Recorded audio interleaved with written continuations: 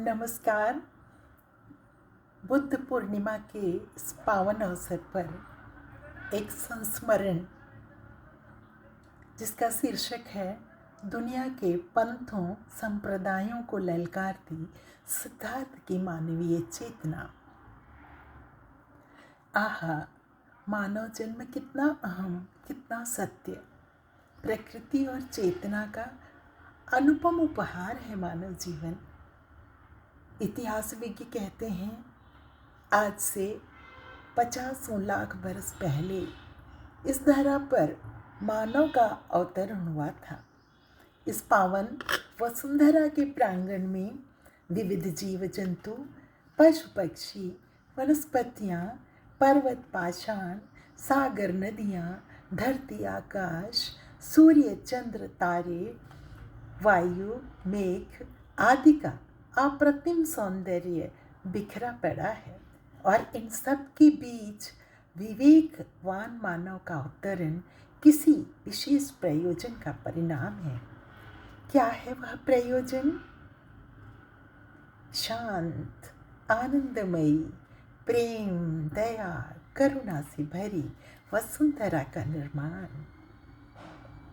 भले ही मानव उत्पत्ति का प्रथम चरण बर्बरता और पशुता का स्वरूप लिए अपने विकास पथ पर चलायमान दिखाई पड़ता हो, किंतु नवपाषाण काल में मानव का विवेक जागृत होने लगा था और वह समूह में रहना, खेती करना, पशु पालना और दुखों से निजात पाने के लिए किसी अदृश्य सत्ता के प्रति समर्पित होना शुरू हो गया था। इसे ही आस्था कहते हैं। यही आस्था क्रमशः बढ़ती ही गई और विविध कालों में अलग अलग दैविक नामों से प्रतिष्ठा पाती गई। सैंधव युग में यह आस्था पाशुपत या आदि देव के रूप में प्रतिष्ठित होती है, तो वैदिक काल में प्रकृति की पूजा और यज्ञों के रूप में प्रतिबिंबित होती है। उत्तर वैदिक काल में शैव, शाक्त, वैष्णव जैसे बहुआयामी स्वरूप मुखरित होते हैं। स्मृति काल में यही आस्था अवतारवाद का स्वरूप धारण करने लगती है। राम अवतार और कृष्ण अवतार इसके श्रेष्ठतम उदाहरण हैं। धीरे धीरे समय गुजरता गया और यही आस्था ब्राह्मणवादी कर्मकांडों और यज्ञों के रूप में समाज में प्रतिष्ठा पाती गई। पूजा पाठ के विविध कर्मकांडी नियम और पशु बलि का सैलाब समाज को डूबोता चला गया। फलतः पुरोहित वर्ग का उदय और वर्चस्व समाज में प्रतिष्ठा पाने लगा। पुरोहितवाद का वर्चस्व समाज में वर्णवाद, जातिवाद, ऊंच नीच का जहर घोलता और समाज में लोक धर्म को स्थापित करता दिखाई पड़ता है। इस कारण धर्म अपने वास्तविक उद्देश्य से भटककर लोक धर्म या लोक परंपराओं में प्रचलित होता जाता है। ईसा पूर्व 6वीं शताब्दी का भारत जातिवाद, कर्मकांड, छुआछूत, नारी वैषम्य, ब्राह्मणवादी पाखंड और मन के द्वंद्वों के कारण दुख के सागर में डूबता उतराता दिखलाई पड़ता है। ऐसे समय में शाक्य कुल में एक राजकुमार का जन्म होता है, जिसने संसार के दुखों को देखकर राजसी वैभव एवं भोगों को त्याग कर दुखों को दूर करने का उपाय ढूंढने में अपना संपूर्ण जीवन अर्पित कर दिया। छोटी सी उम्र में बुढ़ापा, जरा की व्याधि से ग्रसित एक वृद्ध को देखकर उसके बाल मन को बड़ी पीड़ा पहुंची। शव के साथ रोते पीटते स्वजनों को देखकर सिद्धार्थ का मन द्रवित हो उठा, किंतु ज्ञान की आभा से दमकता हुआ संत का उन्नत ललाट देखकर सिद्धार्थ का मन प्रसन्न हो उठा। उसे संसार के दुखों के निवारण का मार्ग मिल गया था। 29 वर्ष की आयु में उसने सोती हुई पत्नी यशोधरा और पुत्र राहुल को अर्धरात्रि में छोड़कर वन का मार्ग पकड़ लिया। सिद्धार्थ गृहस्थ से सन्यासी हो गए और 12 वर्ष की कठिन तपस्या के बाद उन्हें जो ज्ञान प्राप्त हुआ उसे जन जन के कल्याणार्थ प्रचारित और प्रसारित किया। वह ज्ञान था सत्य, अहिंसा, अस्तेय, अपरिग्रह और ब्रह्मचर्य। इसी ज्ञान के कारण वे सिद्धार्थ से बुद्ध कहलाए। सत्य का वास्तविक अर्थ जन्म और मृत्यु की शाश्वतता से है। जन्म से मृत्यु के बीच का जीवन पूर्ण सार्थकता के साथ जीने की सीख गौतम बुद्ध ने दी। उनके विचारों में जीवन को भोगों के वशीभूत कर देना पातक कर्म था। जीवन में सत्कर्म करना ही मानव जीवन का हेतु है, क्योंकि जो जैसा कार्य करता है वैसा ही फल उसे मिलता है। अहिंसा मन वचन कर्म से दूसरों को चोट न पहुंचाने का नाम है। विश्व में युगों युगों से चली आ रही साम्राज्यवादी लिप्सा ही संघर्षों का कारण है। जियो और जीने दो का सिद्धांत ही सृष्टि में शांति स्थापित कर सकता है। अस्तेय का अभिप्राय चोरी न करने से है। भ्रष्ट आचरण चोरी करने की प्रेरणा देता है। अनीति पर चलने वाला मानव पल पल भ्रष्टाचार करता है। ऐसा मानव स्वयं का भी और दूसरों का भी जीवन दुखमय बनाता है।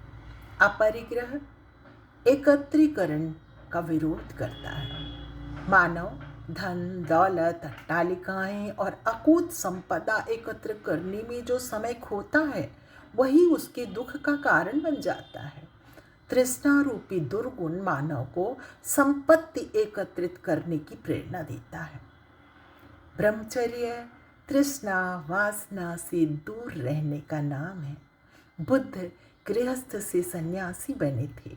वे गृहस्थाश्रम के निंदक नहीं थे, क्योंकि सृष्टि में सृजन गृहस्थ होकर ही किया जा सकता है, परंतु तृष्णा रूपी वासना या कामना रूपी वासना के विघोर विरोधी थे। ये 5 महाव्रत कहे गए हैं जो मानव मात्र के लिए अत्यंत उपयोगी हैं। व्यक्ति चाहे अमेरिका का हो या चीन का, भारत का हो या पाकिस्तान का, सभी यदि खुशहाल रहना चाहते हैं तो विश्व बंधुत्व और विश्व शांति का मार्ग बुद्ध की शिक्षाओं में ही उन्हें मिलेगा। आज भारत ही नहीं, विश्व में वैज्ञानिक प्रगति के नाम पर विकास नहीं विनाश का सिलसिला जारी है। 4 लेन 6 लेन के नाम पर वनों की अंधाधुंध कटाई जहाँ पर्यावरण के लिए घातक है, वहीं औद्योगिकरण के नाम पर कारखानों का धुआं और प्रदूषित जल प्राणवायु और पीने का मीठा पानी दोनों को दूषित कर रहे हैं। कृषि में प्रयुक्त होने वाले कीटनाशक और रासायनिक खाद भोजन को विषाक्त बना रहे हैं। श्वेत क्रांति के नाम पर पशुओं का शोषण, मांस का निर्यात, मूक पशुओं के साथ अमानवीयता और क्रूरता है। जाति धर्म के नाम पर विभाजन मानवता पर कलंक है। पंथों संप्रदायों की बाढ़ ने तो दया करुणा समभाव समवेदना का गला ही घोंट दिया है। हिंदू मुस्लिम सिख ईसाई पारसी बौद्ध जैन आदि आदि संप्रदायों पंथों की मानवता को क्या जरूरत है। आज का कुंठित युवा नशे में धुत होकर बालिका वृद्धा को भी नहीं देख पा रहा है। लव जिहाद के नाम पर लड़कियों के 35 टुकड़े किए जा रहे हैं। दुनिया साम्राज्यवाद के नाम पर युद्धों का शिकार हो रही है। मासूम बच्चों महिलाओं की चीख पुकार, उनके नगर आवासों का विध्वंस, बम मिसाइलों का लगातार विस्फोट राष्ट्राध्यक्षों को सुनाई नहीं देते। यह सब उनके मनोरंजन का माध्यम बन गया है। पता नहीं दुनिया को यह कुंठित मानव कहाँ ले जाना चाहता है। एक ओर मानवता दया की भीख मांगती फिर रही है, तो दूसरी ओर सरफिरे राष्ट्राध्यक्ष इस खूबसूरत वसुंधरा को मौत के मुंह में झोंक देने के लिए पागल हो रहे हैं। ऐसे समय में बुद्ध की मानवीय चेतना चीख चीख कर चेतावनी दे रही है, हे बर्बर मानव, पागलपन की इस बेसुध नींद से तू जाग जा। यह सुंदर सृष्टि अमरता और आनंद की अनुभूति करने के लिए बनी है, ना कि दुख के सैलाब में डूब जाने के लिए। अरे तू कैसा मानव है जिसे दया, प्रेम, करुणा, संवेदना, सहकार, बंधुत्व, ममत्व, मैत्री यह सब समझ में नहीं आता। तू तो दैत्यों से भी निरा महादैत्य निकला। मैं सिद्धार्थ तुझ निकृष्ट मानव को बार बार चेतावनी देकर कहता हूं कि मेरी मूर्ति बनाकर मुझे मंदिर में स्थापित करके तू दुखों से मुक्ति प्राप्त नहीं कर सकता। तेरा भला तभी होगा जब तू मेरे बताए हुए मार्ग पर चलेगा। मैंने बुद्धिज्म की स्थापना करने के लिए उपदेश नहीं दिए थे, ना ही पंथ पर पंथ बनाने की सीख दी थी। मैंने तो बस तुझे वह राह दिखलाई थी जिस पर चलकर तू दुखों से मुक्त हो जाएगा। अरे अब भी समय है, तू मेरे बताए मार्ग पर चल, तभी तेरा और मानवता का कल्याण होगा, वरना विनाश तुझे और तेरी सृष्टि को निगल जाएगा, निगल जाएगा, निगल जाएगा।